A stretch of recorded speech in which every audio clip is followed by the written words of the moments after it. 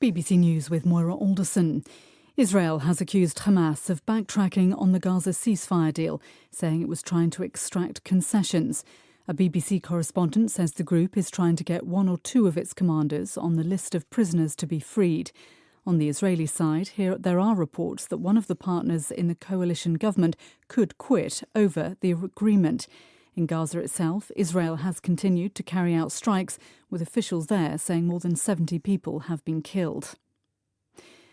The suspended president of South Korea, Yoon Suk Yeol, has again refused to answer questions about his attempt to impose martial law.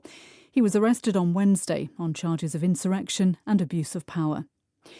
Sudan's army chief has set up a committee to investigate possible human rights abuses committed during his forces' recapture of the city of Wad Madani. It will examine events at Camp Tiber in Jizira state. On a visit to Ukraine, the British Prime Minister Keir Starmer has promised long-term support. He's due to sign a deal on a long-term economic and military aid. There's concern the incoming US administration could reduce support.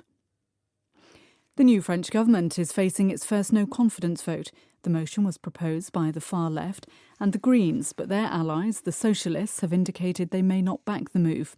If the government falls, there are likely to be serious consequences for this year's budget.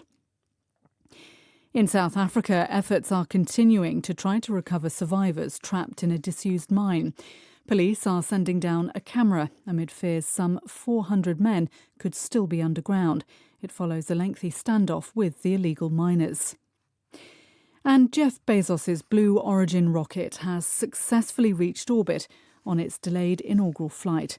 But the spacecraft failed to land as scheduled on an offshore platform. That's the latest BBC News.